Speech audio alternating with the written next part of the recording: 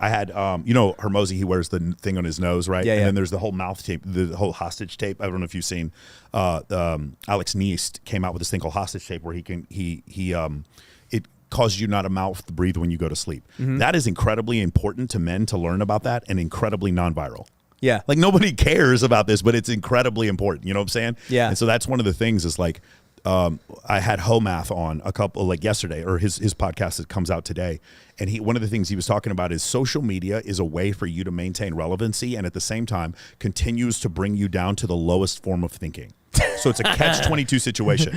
You keep getting down to the level of like bum fights, you know what I'm saying? And calling women 304s. And like, you're down at this level. What's a 304? I don't even know. It's the word hoe spelled backwards is 304. Okay. Yeah. So if you ever watch 304. If you watch the live chat for Fresh and Fit, it just says 304 like constantly. That's funny. But if you do that, so it's one of these things where it's like, if I'm a 55-year-old man and like I'm divorced and I want to get back into the dating market, yeah. I don't know all about TikTok, I don't know anything about Twitter or Instagram, and in order for me to become relevant again, I kind of have to follow these things, but when I do, it drags me down to the lowest form of thinking. Which is why I tell people, be content. I'm a social media producer. I'm not a social media consumer. Yeah. That's one of the main things I tell. There's a few people. Lex Friedman, I consume his content. I think this guy's super educated guy. Alex Huberman, another guy I follow all the time. So people like that, I will consume their content. For the most part, though, I am a social media producer. I'm not a social media consumer. Yeah. Social media is fake, and I'm okay with that because the money's real. There we go. I like it. So let's talk about this, right? I mean, obviously, you're teaching people performance coaching. Mm-hmm. And look, performance coaching is all aspects of life, right? You're teaching them about health. You're teaching them about leadership, dating, all of that. And what's interesting to me is, and this is kind of like a bias situation where when you bring people on that, a lot of times share the same belief system you have, it's like, man, I'm always talking to guys who are married and they got kids and, all this stuff, right? Yes. So the first time I had, it might have been with Fresh and Fit, and Fresh was like, no, you don't get it. The dating world is way different than when you were dating 10 years ago. Yeah. And I was like, bro, like, just take care of yourself. Like, as Andrew Tate would say, just be a top G, dude. Just like, I don't understand. It's not hard, man. Like, just get fit, do your stuff, like, become charismatic, like, serve. There's a lot of ways to become great. Mm-hmm. And they're like, no, dude, it ain't that. Think about it. And so, like, they started to explain all these reasons why the dating world is so different today and social media and all this stuff. And I was like, okay, that kind of makes sense. And then they started talking about, like everyone waiting to get married now. And now, like, there's just this weird dynamic with women not being able to find men later on in their careers. And I was like, man, these are actually legitimate problems that I'm seeing. Yeah. The average age of first marriage, I believe, has moved up to 30 years old for women. I believe that is the case. James Sexton, the divorce attorney, we're having him on our show. He's going on Joe Rogan, I think, this week. Here pretty soon. He's been updating. He's a friend of mine. He's been updating us on like some of these divorce statistics, and it's one of these situations where. What was it before? If it's 30 now, that's freaking late. in the 1850s or in the 1950s. The 1850s. I'm sorry. In the 1950s, it was probably 22, 23, and now it's 30. It consistently moves up later and later because women don't need men. It's not a criticism. It's just the truth. Like, legitimately, you can buy a Glock and make $300,000 a year as a woman and replace those things that a husband would have given you in 1950. Yeah. Okay. I mean, but like the thing is that is disproportional. Like, there's a bunch of things as far as procurement, providing, protecting that women legitimately don't need back men. then. They didn't have the opportunity to have. But they still want men. And when they look for the men they want, they're looking for Jason Momoa and Chris Hemsworth. And that's what's unfortunately happening is that they're being inundated with images on social media. It's a combination of being inundated with images of men that are exceedingly good looking or wealthy on social media, combined with on dating apps, them having the ability to left swipe thousands of men. But don't men have the same problem with porn and all these other things? Yes, so porn is the analogy, but the difference is this.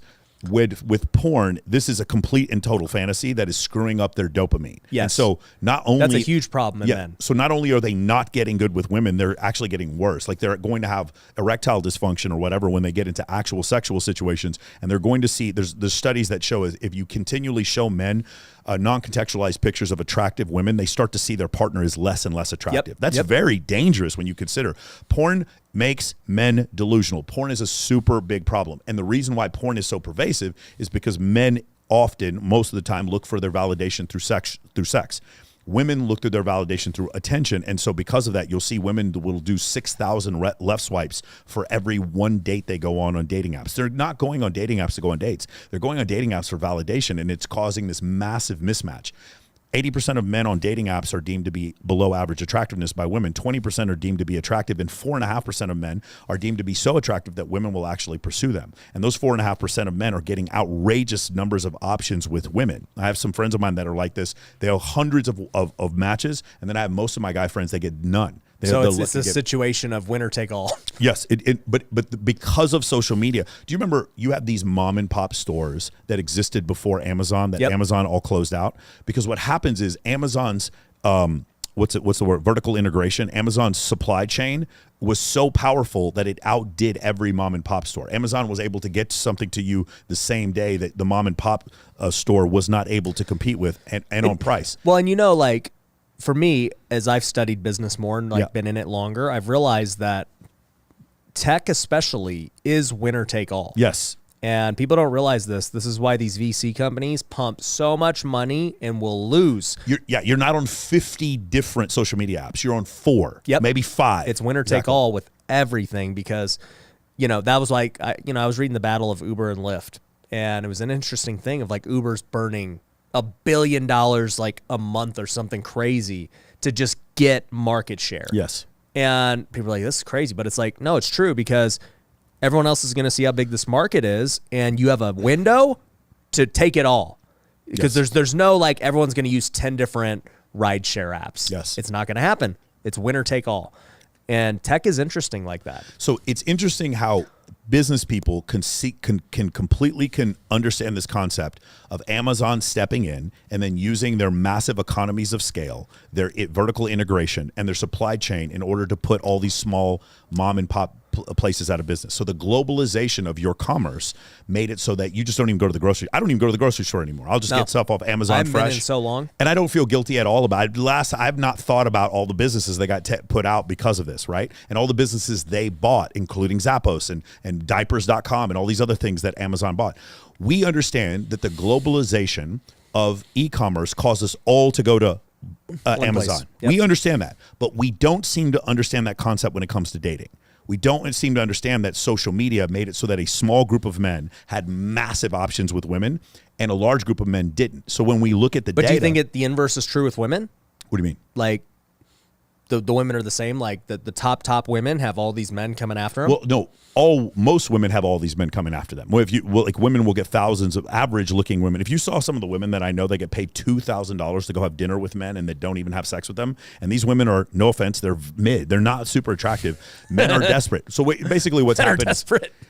So what's happened is, and this is where the confusion comes. There's a short-term dating market and a long-term dating market. Yeah, okay. In the short-term dating market, about a third of men don't get to participate. They're just not tall enough, good-looking enough, whatever. They're not established. Maybe later on in life, like I certainly wasn't part of this group in my early 20s, and I could be in it now, but I'm in a relationship. That like bottom third of men. You think you're part of the bottom third who doesn't get to participate? When I was 22, I was.